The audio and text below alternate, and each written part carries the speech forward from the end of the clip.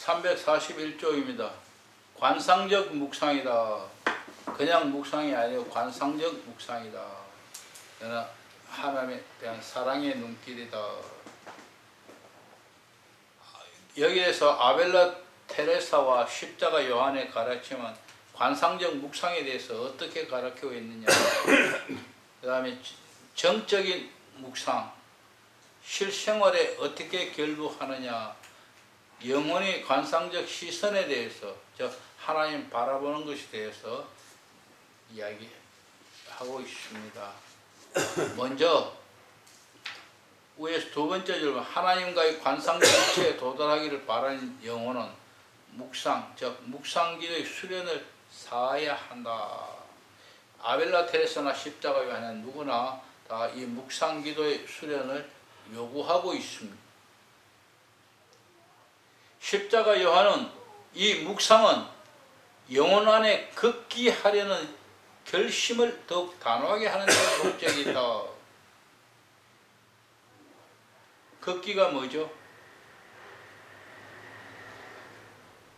밑에 주석을 보십시오. 자기의 감정이나 욕심 따위를 의지로 눌러 이기는 것이 극기다. 그래서 극기를 극기라는 단어를 지금 사용한 겁니다.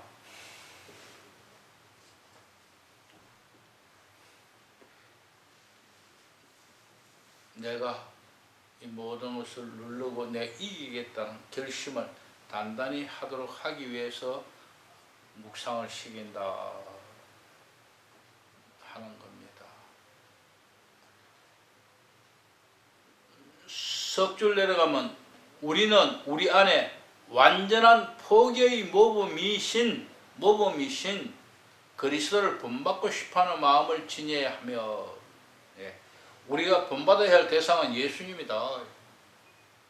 그리고 예수님을 본받고자 하는 그 마음을 가지고 있어야 한다. 그러기 위해서는 그분의 생애를 묵상하고자 하는 큰 소망을 가져야 한다. 예수님의 본을 받으려면 그분에 대한 생애를 연구해야 되겠죠. 그리고 실천해야죠. 그래서 그것을 소망 삼아요.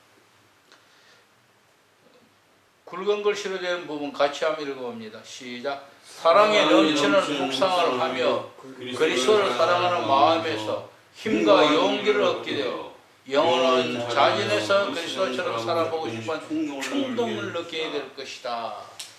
그래서 묵상을 해야 하고, 우리 개신교가 이런 묵상을 하지 않기 때문에 충동이 없고 행동이 없다, 이렇게 볼 수도 있을 것이다. 그것이 모두는 아니겠지만은, 전부는 아니겠지만은 상당한 부분이 그런 부분이 있다.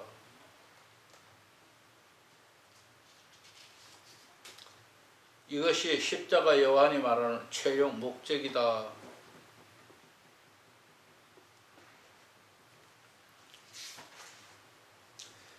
(342쪽입니다) 위에서 둘째 절인 묵상은 관상에 일어나는 입문이 되어준다. 이 목표란 바로 하나님께 대한 사랑에 넘치는 깨달음을 얻고자 하는 것이다. 하나님에 대한 사랑에 넘치는 깨달음을 얻고자 하는 것이다.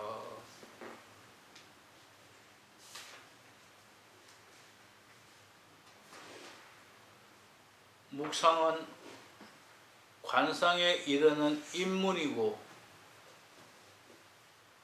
묵상을 해야 하는 이유는 하나님에 대한 넘치는 사랑을 깨닫고자 한다. 그 사랑을 깨닫기 때문에 그분에게 전력을 다할 집중할 수 있겠죠. 자, 그 다음에 관상생활의 본질을 설명하는 저술가들은 한결같이 관상적 생활이 실제로 관상을 준비한 삶이 되게 하려면 뭐가 필요하다고요? 걷기. 걷기와 기도, 특히 묵상 기도를 실천해야 한다고 말한다.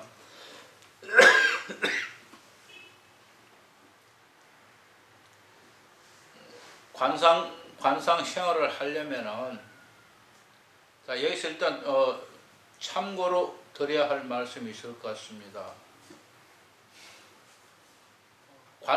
관상에는 두 가지입니다. 하나는 관상 생활과 활동 생활이라는 부분이 있습니다. 관상 생활은 하나님에 대한 사랑을 실천입니다. 활동 생활은 이웃에 대한 사랑의 실천입니다. 그럼 관상 생활은 누가 하느냐? 보편적으로 수도원 안에 사는 수도사들, 그들은 세상과 관계없으니까 하나님만 사랑하고, 그러면서도 그 안에 있는 이웃들은 사랑하겠죠. 그러나 주목적이 하나님 사랑합니다. 그러나 수도원이 있는 수도사가 아닌 일반 사람들은 어떻게 해야 되느냐? 전적으로 관상생활을 할 수가 없습니다. 왜? 먹고 살아야 하니까요. 이들은 그럼 어떻게 하느냐? 관상생활이 아니라 그들은 활동생활을 한다. 그렇게 표현합니다. 그것이 뭐냐? 이웃을 향한 이웃사랑입니다.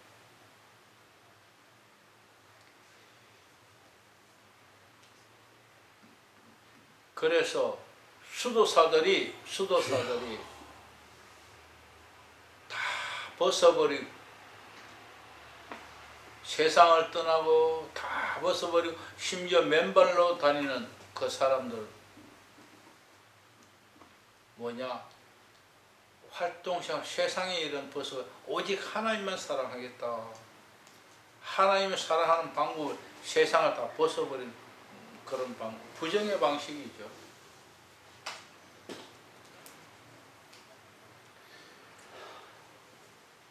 자, 그렇다면은 아빌라 테레사와 십자가 요한은 어떻게 가르쳤는가 밑에 한번 같이 봅니다. 십자가 요한은 가르멜의 산길에서 다음과 같이 설명하고 있다. 같이요.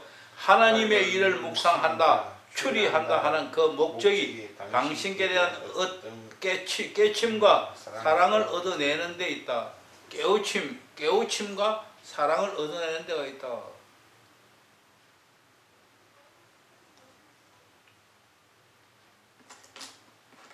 깨침하는 것보다 깨우침하는 게 더 낫겠죠? 어떻습니까? 단어가?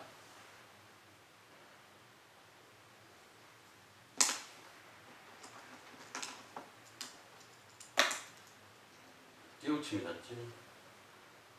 그렇지.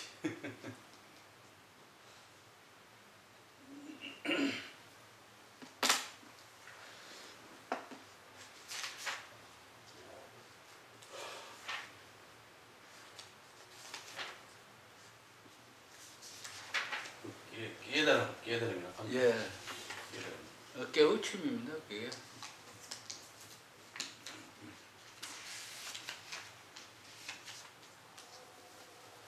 오른 페이지에 넘어가서 343쪽에 위에서 네 번째, 영혼이 하나님에게 사랑받고 있다는 것을 알면서 그 하나님과 단 둘이서 자주 이야기하면서 사귀는 친밀한 우정의 나눔이다. 테레사는 그렇게 말합니다. 결국 기도란 사랑을 주고받는 것이다. 그런 뜻이죠. 그리고 우리에게 주는 교훈은 석 줄 더 내려가면은 테레사는 그저 기도란 많이 생각하는 것이 아니고 많이 사랑하는 일이다 하고 말합니다. 그렇기 때문에 1시간 기도 중에 많은 시간을 30분 1시간 묵상하는 것이 아니라 잠깐 묵상을 하고 나머지는 사랑을 더 많이 사랑을 나누는 넉 줄 더 내려가서 굵은 글씨로 된 부분입니다. 이것은 테레사가 우리에게 권하는 내용입니다. 무엇을 권하고 있는가 같이 한번 읽어볼게요. 묵상기도 중 줄곧 생각만 하며 시간을 보내지 말고 잠시 머리로 생각한 다음에는 주님께서 자기를 사랑하고 계심을 확신하고 있으니만큼 추론하기를 멈추고 주님 앞에 고요히 머물면서 주님과 함께 사랑에 넘치는 대화를 나누기 시작하라 꼭 권한다.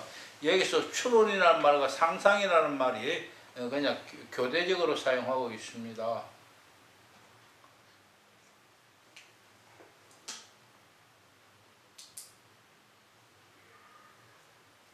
그리고 대화 중에는 마음을 활짝 열고 주님과 자기 자신, 그 주님과의 영광과 자신을 위해 품고 있는 모든 소망을 말씀드려라 그렇게 권합니다. 이것이 바로 묵상기도의 본질이다. 그래서 이거 묵상기도란 아빌라 테레사가 하는 묵상기도란 주님과 나누는 사랑에 넘치는 대화라고 마지막 결론적으로 정의하게 됩니다. 344쪽에 밑에서 네 번째 줄입니다. 그러면 십자가 요한은 어떻게 말하고 있는가? 위에서부터 읽어야 되겠지만 그냥 마지막 부분만 정리하겠습니다. 십자가 요한에게 모든 묵상은 영혼을 가장 좋은 방법으로 관상에 이르도록 준비시키기 위해 하나님께 대한 사랑에 넘치는 깨달음에 그리고 그분과 나누는 사랑에 깨달음에 그리고 그분과 나누는 사랑에 찬 대화의 마음을 모으는 것을 알게 될 것이다. 십자가 요한은 명확하게 말해 깨달음, 나누는 사랑에 가득 찬 대화. 깨닫지 못한 사람은 사랑에 가득 찬 대화도 사실 할 수가 없어요.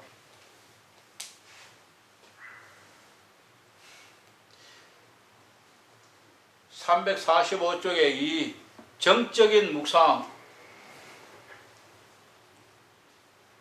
지적인 묵상이 아니고 정적인 묵상이다 그런 뜻입니다.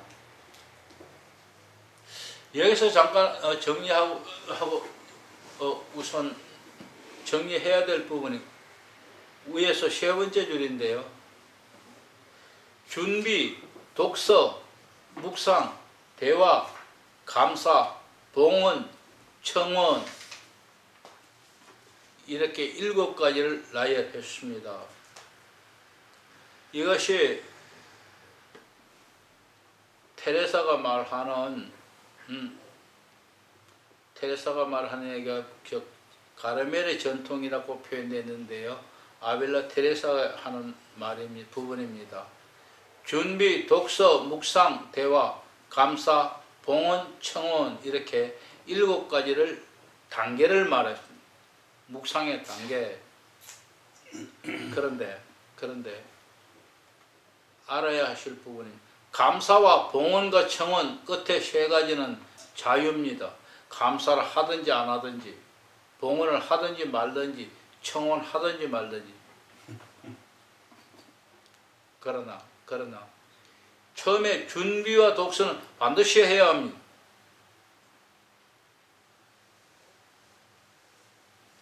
준비 없이 아무것도 할 수 없죠. 그리고 묵상은 먼저 독서부터 시작한다. 비록 한 구절이지만, 비록 한 단어지만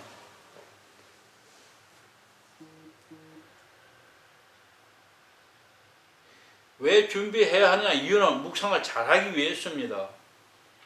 그렇게 빼고 나면 뭡니까? 확실한 실제 묵상은 묵상과 대화뿐이다. 묵상과 대화다.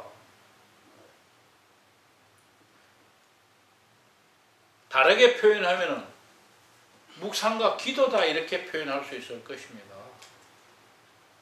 한 묵상 기도 안에서 묵상과 기도, 저 기도는 하나님과 대화니까 묵상과 대화다. 중요하게 다루고 있는 것은 아벨라 테레사도 중요하게 다루고 있는 것은 묵상과 대화에 대해서 다루고 그래서 감사와 봉헌, 청원은 시간 나는 대로 그리고 자기의 소망대로 더 길게 더 많이 이야기할 수 있다.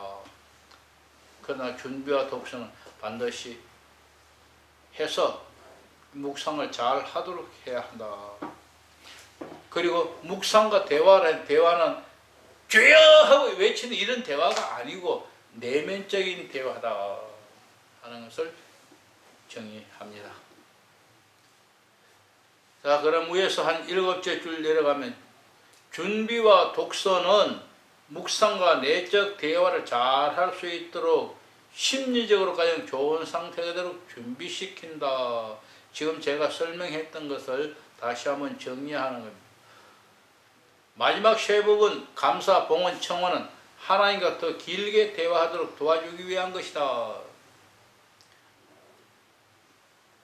묵상과 대화에 끝나버리면 되지만 그리고 더 길게 그 대화하는 가운데 하나님 감사하면 감사에 대한 이야기를 또 시작하게 될 것이고, 예, 그렇습니다. 밑에서 6째 줄 345쪽 밑에 6째 묵상기도의 본질과 것을 받쳐주는 것이 곧 주님과 나누는 사랑의 대화임을 알 때 한 줄 내려가서 누구하고 친밀히 이야기하려면 그가 내 앞에 있어야 한다. 다른 말로 하면 내가 그 앞에 나아가야 한다. 하나님을 내 앞에 불러 모실 수는 있는 건 아닙니다. 내가 그분 앞에 나아갑니다. 그러면 하나님 어디 계십니까? 내가 불러 모시지 않아도 어디에 계십니까? 내 안에. 그렇죠? 내 안에 계십니다. 그래서 내가 그분 앞에 나아가야 한다. 내 앞에 그분이 계신다는 거예요. 왜냐하면 정다운 대화란 서로 멀리 떨어져 있으면서 할 수 없기 때문이다. 하나님과 친밀한 대화, 정다운 대화를 하기 위해서 가까이 앞에 나아가 있어야 한다. 자, 묵상기도를 위한 준비입니다. 346쪽에 위에서 세 번째 줄입니다.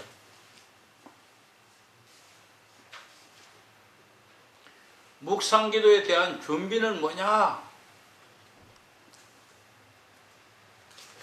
아까 단계에서 뭐라고 했습니까? 처음에 준비와 독서라고 그랬습니다.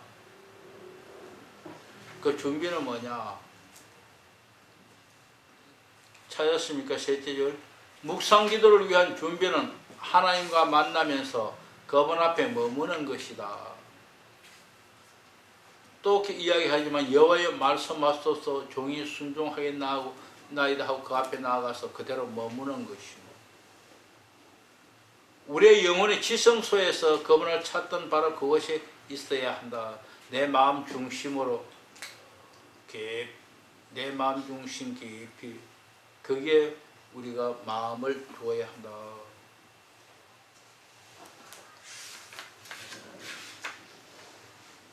그 밑에는 생략하겠습니다. 예를 들어서 예수님 채찍질묘를 묘사했는데요. 그 부분은 아까 우리가 묵상해 봤으니까 넘어가고요. 347쪽에 3분의 1쯤 내려오면은 십자가 요한도 아벨라 테레사처럼 구세주에게 매맞으시던 참혹한 장면을 자주 상상해 본 것 같다. 두 사람이 다 그것에 대해 분명하게 말하고 있기 때문이다. 또한 묵상할 때 추리를 좀 더 쉽게 하도록 작은 질문지를 만들어서 권했던 것을 보더라도 했습니다. 작은 질문지를 만들었다. 아까 제가 먼저 이야기했었고 아까 우리도 실습도 해보았습니다. 그것을 밑에 정리합니다. 작은 질문지는 어떤 것이었냐 하면 고통받으시는 분은 누구신가? 무엇으로 고통받으시는가? 왜 고통받으시는가? 어떻게 고통받으시는가? 그 이야기입니다. 그것에 대해서 읽고 답하고 하는 내용들이 쭉 나와 있습니다.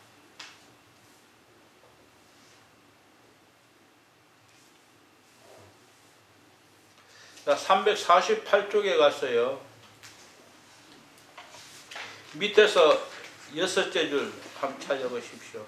348쪽 밑에서 여섯째 줄.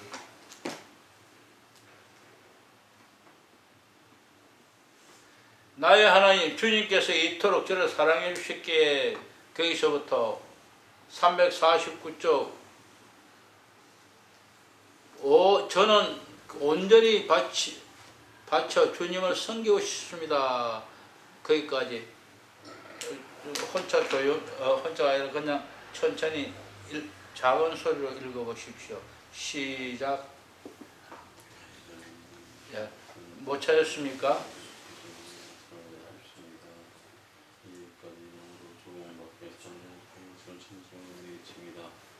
하지만 주님 앞으로는 더욱 당신을 더욱 사랑하고 싶습니다.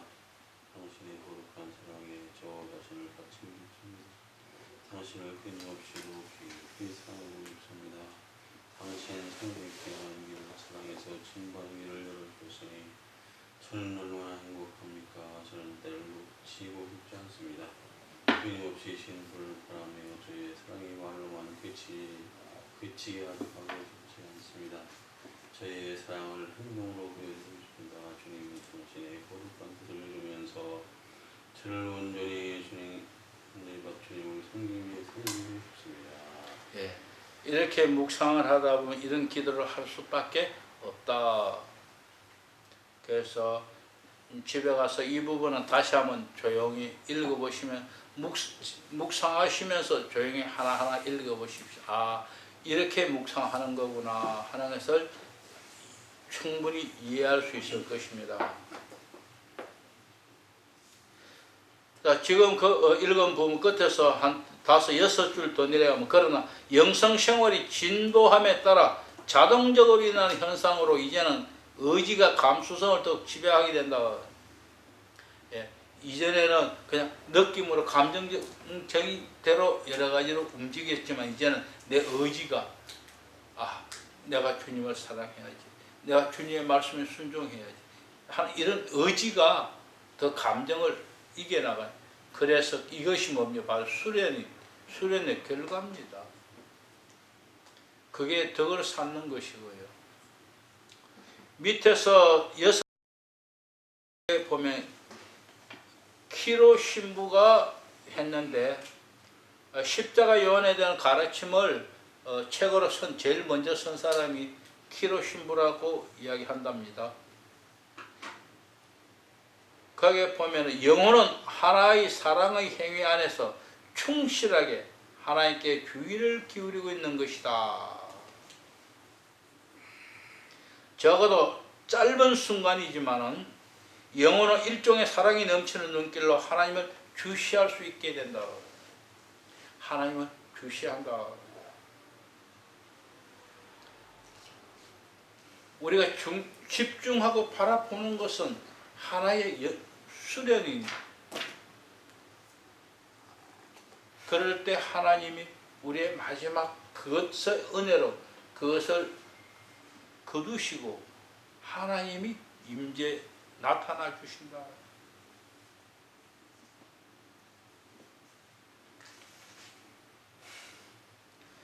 (350쪽입니다) 위에서 세 번째 줄입니다. 기도는 하나님과 나누는 대화가 되며 그것으로 같이 있습니다.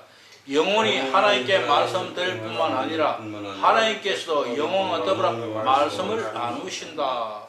예, 하나님도 말씀을 나누신다. 하나님께서 당신의 음성을 들려주신다는 것이 아니라, 음성으로 들려주신다는 것이 아니고, 그래서 귀로서 들으려고 애쓰지 마십시오. 말씀을 나누신다 했지만 그 귀로 듣도록 들려주는 게 아니라 영혼에게 빛을 주시어 하나님이 위대하신가 마음을 위해 사랑받으실 마땅한 분임을 더 깊이 깨닫게 해주신다. 하나님의 말씀을 듣는다는 건 뭐냐?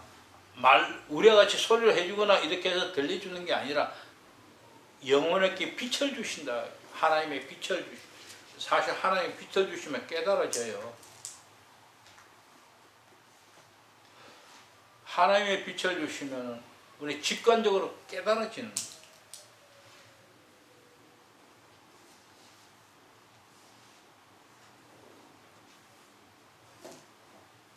또한 하나님이 영혼에게 우리에게 사랑의 힘을 주셔 하나님을 사랑하도록 도와주신다. 우리가 하나님을 사랑하도록 더 사랑하도록 도와주신다.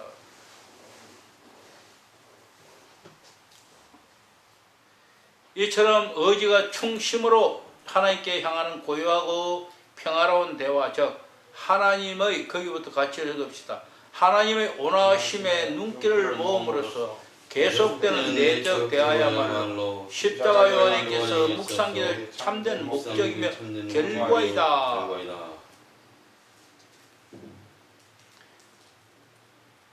그래서 우리는 사랑의 눈길로 하나님을 바라봄으로써 우리 마음의 내적 대화, 마음의 대화, 하나님과의 대화를 이야기합니다. 3. 실생활에서 어떻게 결부시킬 것이냐 하는 이야기인데요. 묵상기도는 여기서 끝나는 것이 아니라 또 적어도 여기서 끝나서도 안 된다. 기도만으로 끝내서는 안 된다는 이야기입니다. 그럼 어떻게 하냐? 같이 읽읍시다. 기도가 영성생활에서 충분한 효력을 발휘하려면 일상생활에 실제적으로 영향을 주어야 한다. 즉 실생활에서 덕행과 걷기를 꾸준히 철저히 실천한 좋은 습관을 기도로 이끌어 주어야 한다. 예, 이건 뭐 설명이 필요 없을 것입니다. 실제로 행동으로 삶에서 영향을 일상생활에서 실제로 살지 않으면은 말로 끝나는 다 말로 끝나는 거예요. 그래서 저는 특히 한국교회 관상기도 생활이 필요하다. 관상기도가 한국교회에 상당히 퍼지면은 보급이 되면은 많이 달라질 것이다 생각합니다. 종교개혁이 많은 사람들이 한꺼번에 일어나 데모를 하듯이 일어나 개혁한 거 아닙니다. 루터 한 사람이 교회 정문에 95개 조항을 써서 대잡으로 붙였던 것이 그를 따르는 사람 하나씩 따라서 결국은 100년의 세월을 거치면서 종교는 개혁주의가 새로 태어났던 겁니다. 대한민국에도 오늘 우리가 이렇게 그야말로 힘없는 하나의 가냘픈 촛불같이 일어났지만 언젠가 여러분이 이 기도를 지속하고 여러분이 한다면 100년 후에는 대한민국 기독교가 바뀔 겁니다. 아마 어쩌면은 세계도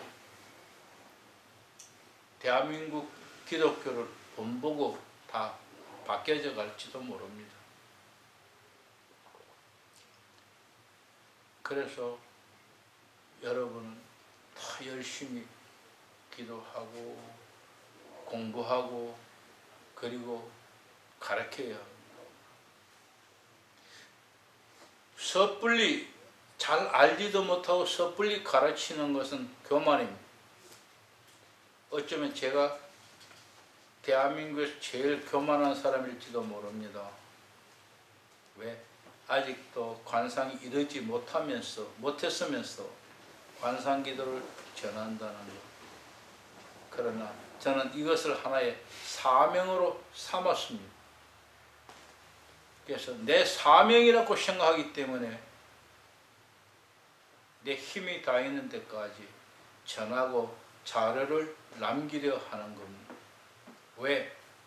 내가 더 많은 사람에게 전할 수 있는 여러 가지 여건이 안 되지만은 다음에 여러분이 전하는 가운데 또한 시간이 흐르면서 어떤 사람들이 관상기도에서 알고 싶은데 자료가 없어서 나와 같이 5년, 10년을 헤매고 있는 사람들이 되지 않도록 아무 때라도 관상기도를 찾으면 책을 찾을 수 있도록 그렇게 해놓고 싶은 겁니다. 저는 거기까지가 내 사명이라 생각합니다. 내가 하나님과 하나, 십자가 요한같이 하나님과 하나 되는 그래 됐으면 좋겠지만 저 그것을 사명으로 생각지는 않습니다. 다만 하는 데까지 수련하고 그리고 가르칠 수 있는 데까지 가르치고 그리고 자료를 남겨서 후세에 누군가가 하나님을 더 사랑하고 더 알고자 하는 사람이 있다면 그 자료로서 공부할 수 있도록 하고 싶은 겁니다. 그래서 먼저는 이론을 터득하고 그리고 수련한다면 더 급속히 빨리 변화할 수 있을 것이다 생각합니다. 그런데 단점은 이론을 계속 배우다 보면 머리만 커져서 실제 삶은 하나도 없고 머리만 간다면 아니하는 거나 똑같다. 그래서 사는 것을 바꿔가야 한다. 네 분만 사는 것 바꿔간다면 결국 100년 후는 기독교가 완전히 바뀔 겁니다. 왜? 루터 한 사람이 기독교를 바꿔놨는데 네 분인데요. 그 전에 재림될 것 같은데요. 예수님 오실 것 같은데. 하나님 바울 한 사람 들어서 세계를 복음화 시켰지 않습니까? 누가 압니까? 아무도 모릅니다. 하나님이 어떻게 들어서실지 모르니까 열심히 하십시오. 네. 자, 실생활과 결부 둘째 줄에 기도가 영성생활에서 충분한 효력을 발휘하려면 일상생활에서 실제적으로 영향을 주어야 한다. 즉 덕행을 행하고 실제 살면서 덕행은 믿음의 삶 살아서 덕행을 행하고 그 다음에 걷기를 꾸준히 실천해야 한다. 걷기를 꾸준히 실천한다는 내 욕망, 욕구 다 억제하고 믿음의 삶을 살아야 돼. 그게 걷기입니다. 그렇게 하다 보면 처음에는 뭐 척 힘이 들겠지만 조금 지나면은 그것이 습관화됩니다. 신앙의 생활은 내 믿음의 습관이 되면 내가 그렇게 하고 싶지 않아도 자연적 그렇게 하게 됩니다. 최소한 같은 일을 3개월만 지속해서 행하면은 그것이 습관화된다고 표현합니다.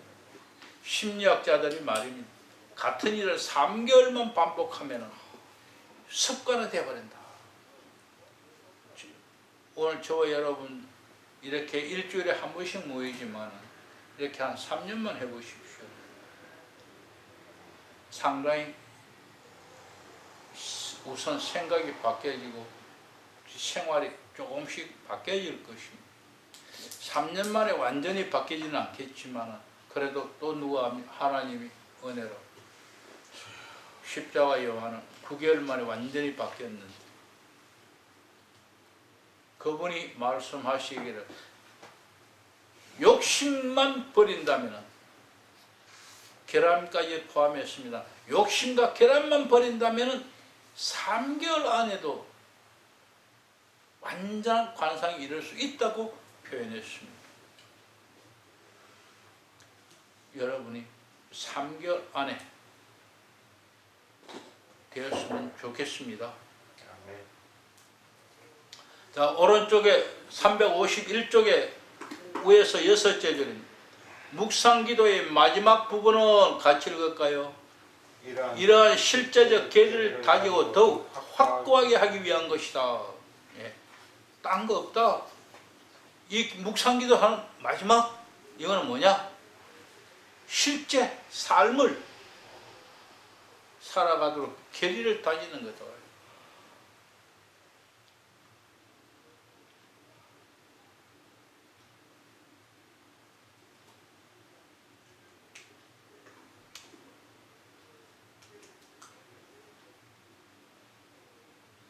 자, 묵상기도의 둘째 부분은 했는데요. 반드시 여기 둘째 부분이라는 것은 뭐냐면 아까 제가 7가지 단계 중에 첫째 부분은 준비 단계, 두 번째 묵상과 기도라 그랬어요. 묵상과 대화라 그랬어요. 그리고 셋째 단계는 자유라 이런 표현했어요. 준비 단계, 지금까지 준비 단계에 대한 이야기고, 그런 이런 준비를 하는 건 왜 그러냐? 우리 실제 생활을 하기 위해서다. 그 결론은 실제 생활을 하기 위해서다. 그런데 두 번째 단계는 뭐냐? 이제 그럼 묵상과 기도. 둘째는 반드시 이어서 해야 하는 것이 아니다. 묵상 끝나고 나서 막바로 준비 끝나고 묵상 끝나고 나서 대화 막바로 이렇게 이어서 들어가야 하느냐? 꼭 그건 아니다. 묵상을 늘 잃고 묵상을 하고 준비가 되고 시간이 없으면 거기서 마치는 시간 여유가 있으면 더 이어가도 되는 것이고, 이거 자유는 얽매이지 말고 모든 것은 자연스럽게 해야 한다. 중간에 보면은 그 막바로 밑에 사실 이 부분은 선택의 자유가 있다. 선택의 자유가 있다.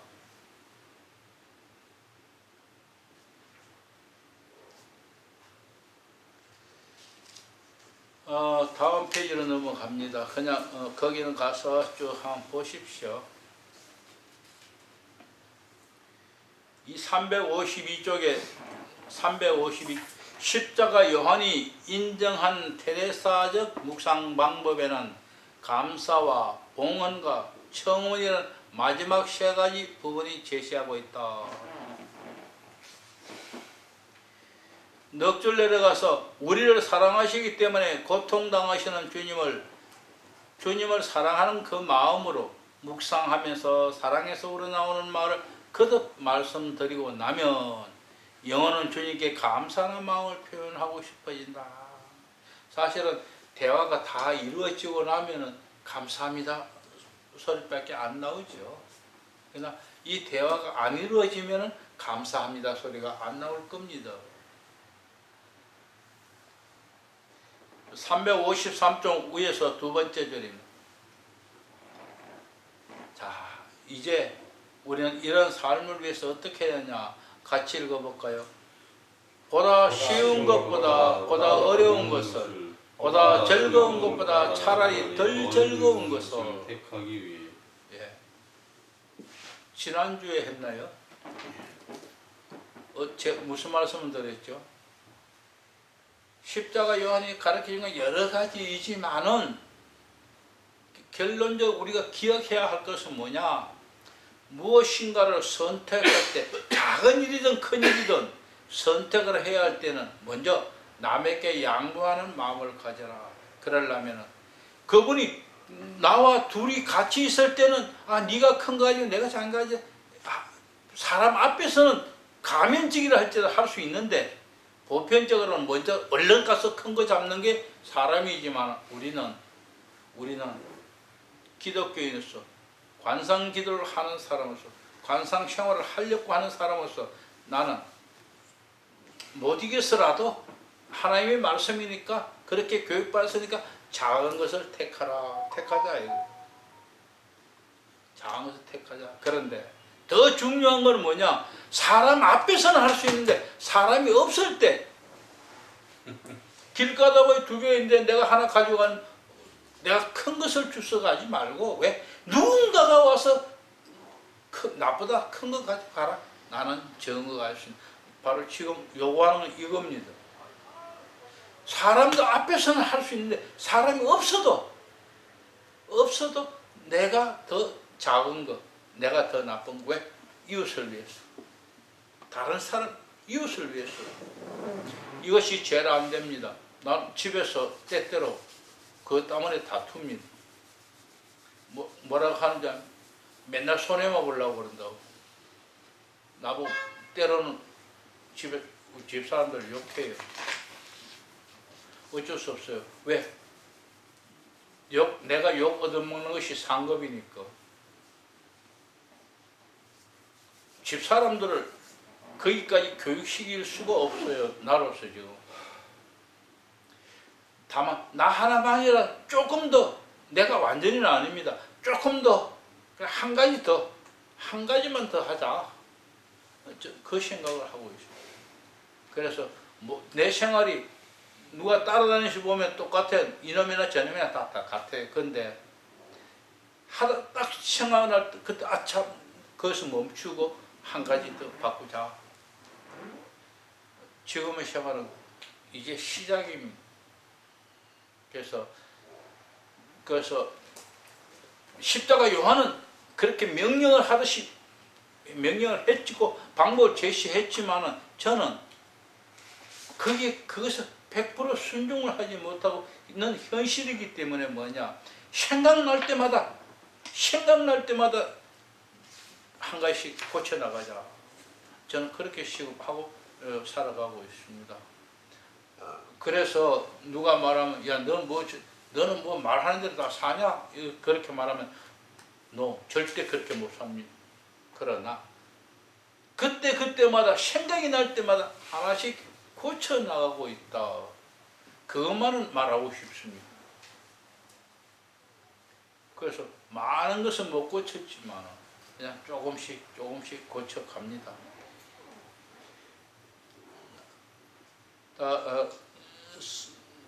353쪽 중간에 보면은 온전히 하나님의 영예와 영광만을 위해 살고 싶어질 것이다. 찾았습니까? 예. 예. 그것을 고치십시오. 온전히 하나님의 영예와 영광만을 위해 살아라. 책을 고치라는 이야기가 아니고 그렇게 받으십시오.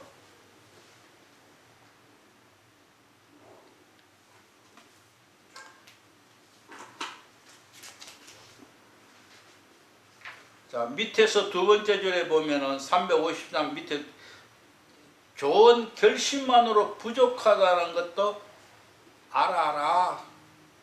좋은 결심만 해서 실천이 되는 건 아니다는 거예요. 왜? 습관이 안 되어 있기 때문에 그렇게 잘 안 돼요. 그래서 뭐냐, 그때마다 반성하고 그때마다 하나씩 고쳐나가야 돼. 생각이 안 나는 건 어쩔 수 없지만 생각나는 거는 고쳐나가야 돼. 그렇게 하다가 보면은 어느덧 상당히 다른 삶을 살게 될 것입니다. 자, 거기에서부터 7줄 위로 올라갑니다. 그는 말할 것이다. 그 다음부터 같이 읽어볼까요? 이토록 나를 사랑하는 예수님께서는 그런 것들을 다 싫어하신다. 예수님 친히 완전한 포기의 표현을 보여주셨는데 내 영혼을 위해서 당하신 그 고통을 헛되게 하고 싶지 않다. 나는 예수님께 많은 사랑으로 보답하고 싶고 나 자신의 성화를 위해 나를 버리고 예수님과의 완전한 일치에 이르고 싶기 때문이다. 예, 우리의 마음이 이래야 될 것 같습니다. 예수님은 완전한 포기를 했는데 예수님 어떤 포기를 했기에 완전한 포기라 그러죠? 예수님이 뭐 포기했어요? 죽음, 예? 생명. 예, 물론 생명도 포기했지만 생명보다 그건 더 귀한 거 포기했어요. 아버지의 그 보좌를 버리고 이 땅에 온 거지. 영광의 자리를 버리고. 사실은 아버지와 약속하고 하나님이 사람이 됐을 때 거기에는 자기 생명도 버린 겁니다. 하나님이 신이 사람이 되었다. 다른 말로 하면 사람이 개가 된 거나 마찬가지예요. 사람이 개, 생명을 차라리 죽는 게 낫죠. 사람이 개가 되는 것이 죽는 것보다 나을까요? 살아있으니까? 아니요. 차라리 죽는 게 나을 겁니다. 목사님 생각, 오늘부터, 즉 이 순간부터 기어다니면서 주워 먹으라고. 그렇게 살 바에 죽는 게 나을 거예요. 바로 예수님은 그 일을 하셨어요. 완전히 사람 되기를 버리고 개가 됐듯이 하나님이 자기 신분을 버리고 사람이 되었어요. 그것만으로 끝난 것이 아니라 모든 죄를 다 짊어지고 죽으시기까지 하셨다. 그래서 완전히 버리신 거예요. 우리는 그렇게 할 수는 없지만 그분이 그렇게 해주셨다는 그것을 감사하며 억만 분의 1이라도 보답하고자 하는 마음, 감사하면 헌신할 수 있습니다. 그것이 감사하지 못하면 헌신을 할 수 없어요. 왜? 아무나 그냥 헌신되는 거 아니에요. 있다고 헌신하, 부자라고 막 내놓지 절대 아닙니다. 그 사람이 내가 부자 될 때 누가 나를 도와준 그것이 감사할 때, 때로는 그 사람 생각하면 내가 그렇게 도움받는데 가난한 사람 도와야지. 이렇게 부자도 헌신해. 부자가 그냥 자연스레 막 돈이 굴러온 사람 절대 부자 않습니다. 우리 집 사람 고생 많이 했어요. 그러니까 돈 10원도 안 쓰려고 그래요. 10원짜리 나오면 나는 10원짜리 안 줬어. 우리 집사람 딱 줬어요. 왜? 돈이라 이래요. 10원이다. 나는 10원이 아니고 우리 집사람 10원이 아니라 우리 집사람 돈이야 이래요. 개념의 차이점이.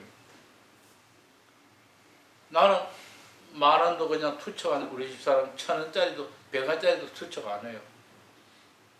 꽁꽁 움켜져요. 왜? 20년 이상은 아니 30년 고생했잖아요. 돈 때문에 고생한 거예요. 그거는 순전히 다른 것 때문에 고생한 거 아니 30년을 생활비 때문에 30년을 고생했으니까 나 원망하진 않아요. 그게 내 죄다 때로는 그런 생각도 그게 나 때문이야 그런 생각도 해요. 그럴 때는 참 미안한데 하는 거 갖고 미워서 못 살겠다. 그게 그렇더라고요.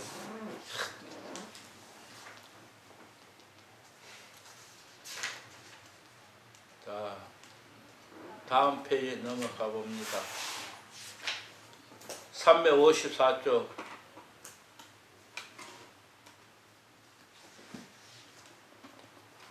첫째 줄입니다.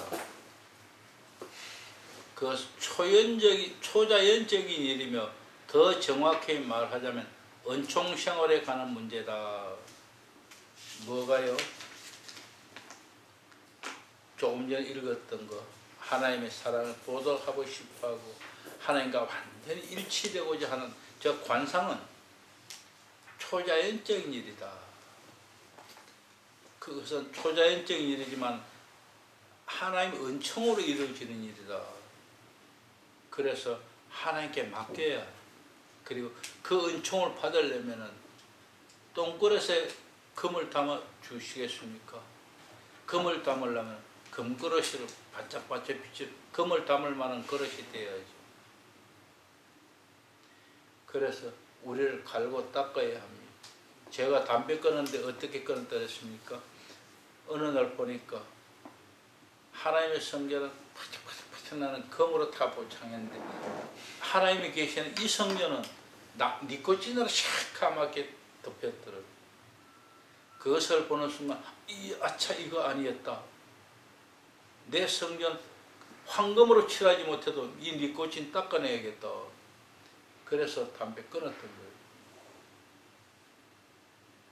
바로 그것은 하나님의 은총이었습니다. 그것은 하나님의 은총이었다. 자, 그리고 밑에 내려 4. 영혼의 관상적 시선이다. 하나님을 바라보라. 하나님을 바라본다 하는 이야기를 하고자 합니다. 여기도 아까 기도의 단계에서 감사, 봉헌, 청원 그 마지막 단계를 이야기합니다.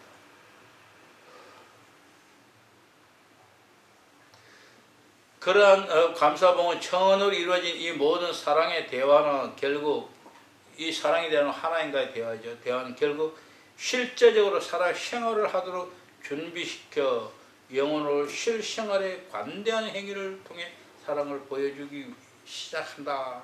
예. 그래서 이런 묵상을 하고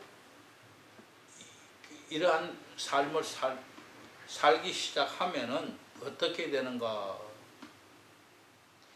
355쪽에 중간 부분입니다. 중간 부분에 그러므로 실제로 묵상기도의 중심을 이루는 것은 찾았습니까? 예. 같이 읽습니다. 하나님께 대한 사랑에 넘치는 깨달음을 얻으려고 노력을 꾸준히 하는 것, 그리고 그 사랑에 깊이 잠긴 영혼이 사랑에 넘치는 눈길로 바라보며 하나님과 나누는 대화이다. 마리아가 예수님 발 앞에 와서 막 쳐다보면서 무엇이라 뭐라고 말하는지 귀를 기울이고 있는 그 모습, 그게 오늘 우리의 모습이 되어야 합니다. 우리가 하나님의 말씀을 묵상하고 기도하고 묵상하는 이 목적, 목표 뭐 그런 것들이죠. 여기에는 두 가지입니다. 하나는 깨달음과 하나님을 사랑하는 사랑, 그 사랑의 눈길로 바라보아야 한다. 십자가 요한의 묵상기도는 이중의 목적이 있다. 두 가지 목적이 있다는 거예요. 첫째는 뭐죠? 하나님과 친밀한 대화를 하게 하는 것이다. 둘째는 철저한 포기를 통해 의지를 잃지 않는 것이다. 의지를 잃지 않는 것이다. 사실 다 포기해버리잖아요. 심지어 아빌라의 테레사도 1년 동안 관상기도 하다가 하나님 앞 그렇게 하다가 이거 아무것도 아니야 하고 포기해버렸잖아요. 그런데 하나님 너 왜 포기해? 하고 진즉 그를 붙잡아서 그대로 이어가지 않으셨습니다. 그냥 둬버렸어요. 1년 동안이나 그냥 두었어요. 그리고 나서 1년 후에 하나님이 그를 불렀습니다. 그러니 그때 아차 그게 아니었구나 깨닫기. 왜? 내가 관상 기도할 때도 그래. 할 때는 이랬고 생각해보니까 그때는 몰랐는데 이제 비교해보니까 아하 그때 하나님의 은혜로 내가 그렇게 살았구나 깨닫게 된 거예요. 그래서 다시 관상기도를 시작했고 그로부터 17년간이나 수련했는데 왜 하나님이 얼른 하나 내줬을까요? 1년 만에 2년 만에 하나 내주셨으면 또 헷가닥 무슨 짓을 할지 모르니까 17년의 오랜 기간을 훈련시켰던. 왜? 하나는 그가 하나님의 인도를 버렸기 때문에 떠났기 때문이고, 두 번째는 그런 생각을 합니다. 십자가 예언과 같이 신학적이고 성경적인 것을 잘 이해하는 사람이 아니고 아빌라 테레사는 열정적이고 감성적이긴 하지만 지식이 부족했던 거예요. 그래서 하나님이 바로 그에게 십자가 요한을 붙여줘서 좌로우로 가지 않고 앞길로 나아갈 수 있도록 하나님이 그를 인도했습니다. 그래서 많은 훈련 기간 후에 그는 관상을 이루었다. 그렇게 저는 그렇게 봅니다. 누가 다른 사람이 뭐라 하든 간에 실제는 또 어떤지는 모르지만은 저는 그렇게 생각을 하고 있습니다. 그래서 우리도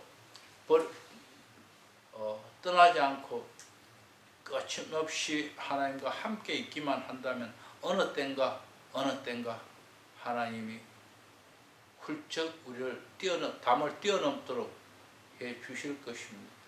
담 앞으로 아무리 다녀도 안에는 못 들어가잖아요. 그는 담을 뛰어넘거나 어느 날 문을 열어주면 내가 거기로 들어갈 수 있을 것입니다. 그렇습니다. 하나님 언제 문을 열어줄까요? 내가 그 앞에 서성이고 들어가려고 노력하고 있을 때, 내가 등지고 세상 보고 있다면 하나님 문 열어줄 이유가 없습니다. 내가 문 앞에서 문에 거기 들어가려고 머물 때에 하나님이 문을 열어주실 것입니다. 자, 355쪽의 밑에서 5째 절에 십자가 요한은 묵상기도의 목적에 대해 2절 내려와서 하나님의 일을 묵상하는 목적은, 하나님의 일을 묵상하는 목적은 찾았습니까? 예. 하나님께 대한 사랑에 넘치는 깨달음을 얻으려는 것이다. 네, 하나님에 대한 사랑에 넘치는 깨달음을 얻으려는 것이다.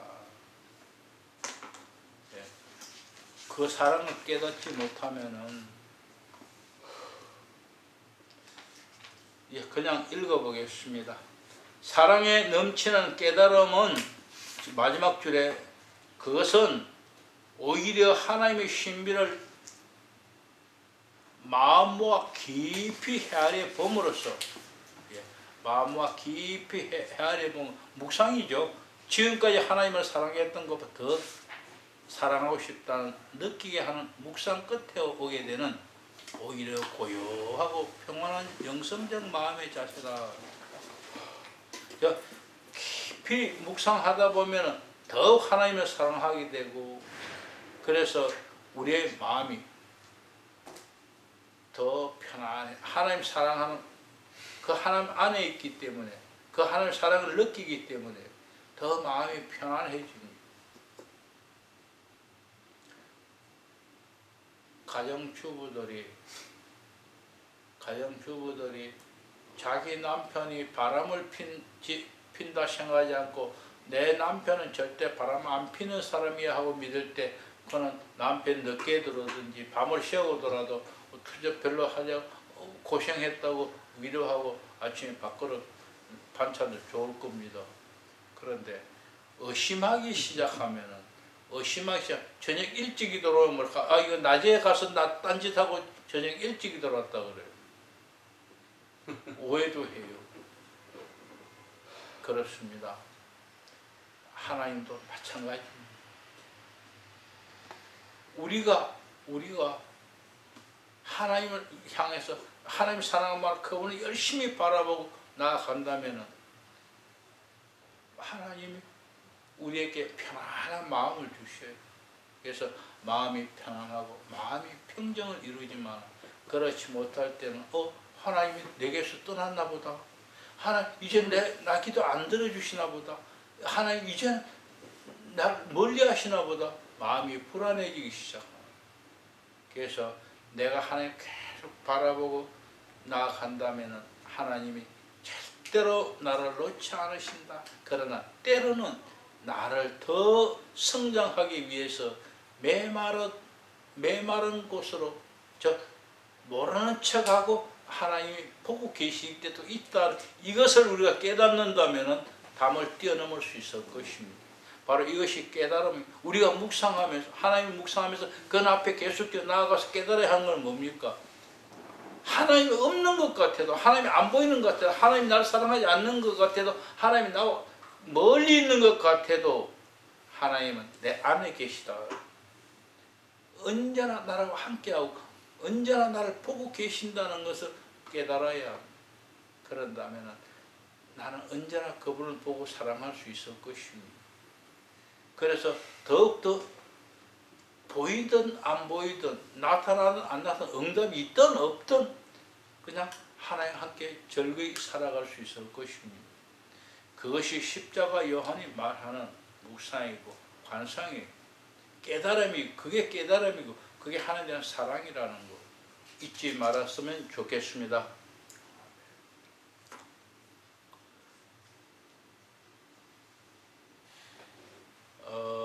그렇게 해서 우리 마음이 편안하면은 더 이상 이런저런 생각하지 않는다, 추리도 하지 않는다, 그런 이야기 합니다.